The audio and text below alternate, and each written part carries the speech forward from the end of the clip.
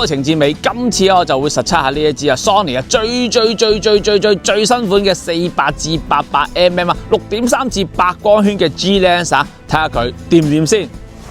Let's go！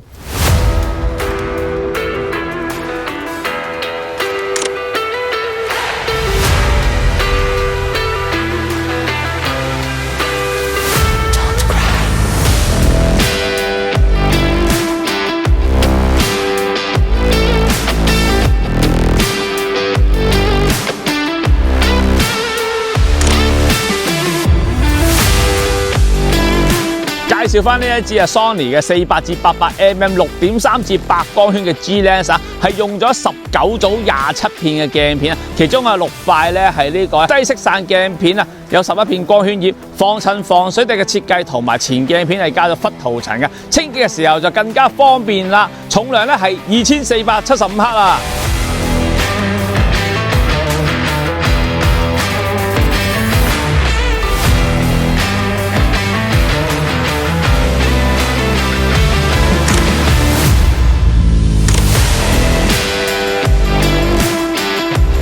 鏡身方面有呢個變焦環啦、對焦環啦、對焦模式選擇掣啦、DMF 直接手動對焦開關掣啦、對焦範圍選擇掣、防震開關掣同埋呢個防震模式選擇掣仲有3粒功能掣添啊！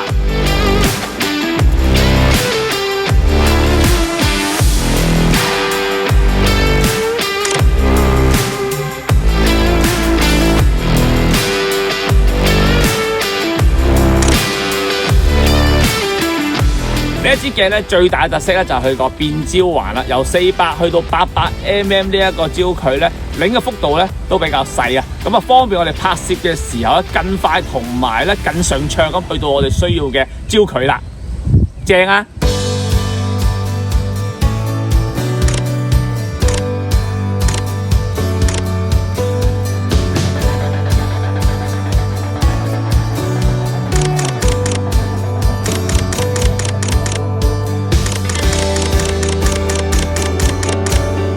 呢支 Sony 48至88mm 嘅 G Lens 用咗2個線性嘅摩打，對焦速度都快同埋準嘅。Sony 而家出嘅新鏡咧都對應晒拍片嘅功能㗎啦。而呢一支鏡嘅呼吸效應咧都比較輕微嘅。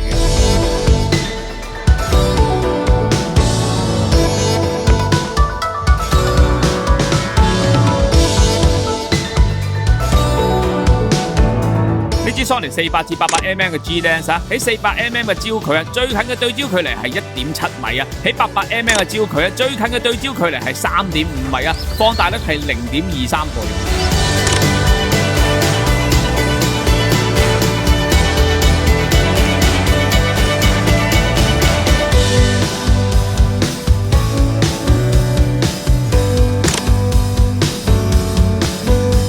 咁如果咧 zoom 到係800mm 呢個焦距咧都唔夠遠嘅話咧，咁咧我就會開埋呢個 APS-C mode 而我今日用呢一部咧係 Sony A1 Mark II 嘅相機，因為像素夠大就算開咗 APS-C mode成咗1.5張相都有2000幾萬像素㗎。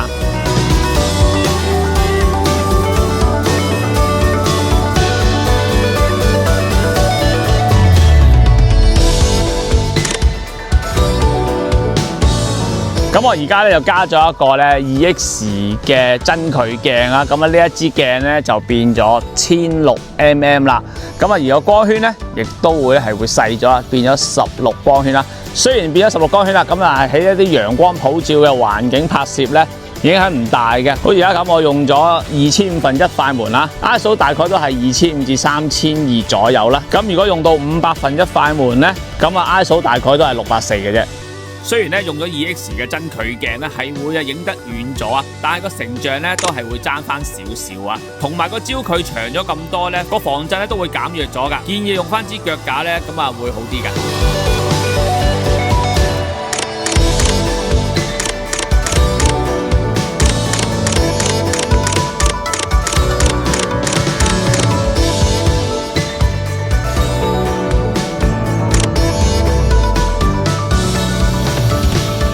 呢類型嘅遠攝變焦鏡啦，除咗影下雀之外，用嚟影下寵物啊、影下風景咧都啱用㗎。咁啊，利用佢嘅長焦距啊，都可以喺城市中啊發掘下新嘅角度啊。又或者如果我儲夠錢去非洲啊，我都想攞呢一支鏡去影下呢個動物大遷徙啊，都真係正㗎。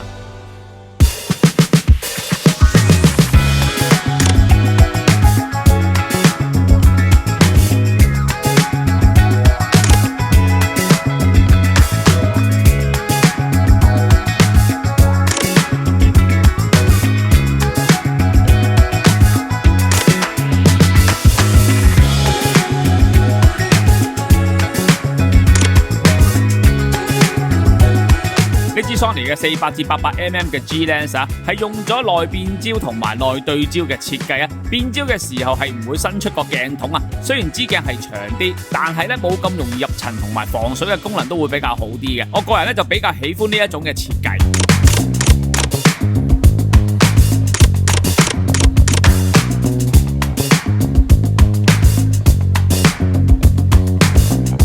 好多時咧用呢一類型嘅遠攝變焦鏡，拍攝時咧又會因應唔同嘅場景啦，選擇一個對焦嘅範圍啊，可以縮短咧自動對焦嘅時間啦。過往嗰支200至600mm嘅 G Lens 啊，其中一個對焦範圍係由10米至到無限遠啊，而呢支400至800mm嘅 G Lens 啊，可以做到8米至到無限遠啊。喺拍攝嘅時候啊，就更有彈性啦。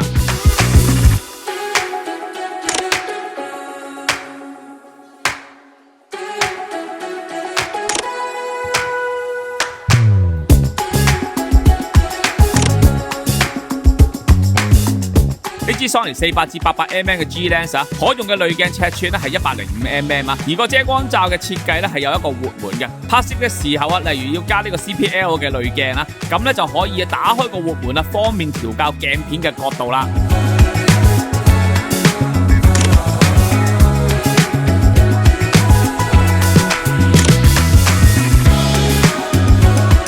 另外呢一支鏡嘅腳架底座係唔可以分拆噶，但係啦，我用得呢一啲遠攝變焦鏡就真係好少會拆開用啊。喺試用嘅時候啊，呢個設計咧俾到我較穩陣嘅感覺啊。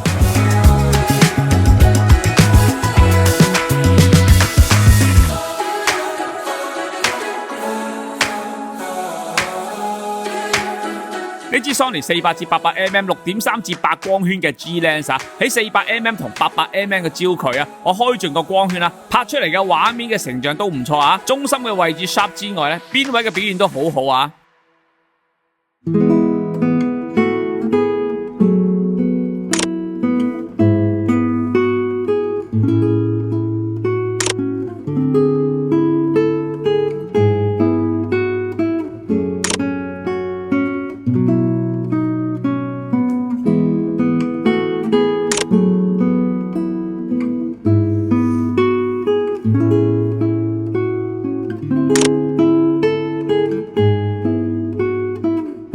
中意翻呢一支 Sony 400至800mm 6.3至8光圈嘅 G Lens 啊，佢嘅變焦環咧都真係幾好用噶，尤其係影緊飛緊嘅雀啊，因為變焦環擰嘅幅度都比較細啊，當用400mm 揾到雀嘅時候，立刻 zoom 到800mm 啊，都可以比較穩定同埋快咁啊 ，zoom 去追住隻雀咁去影啊，係幾好用嘅。對我嚟講啊，支鏡嘅重量係重咗啲，比起支200至600mm 嘅 G Lens 啊，重咗400幾克，但係換嚟咧係多咗200mm 嘅焦距啊，咁咧就真係好用咗嘅。唯有增強臂力嘅訓練，或者用支腳架輔助下啦。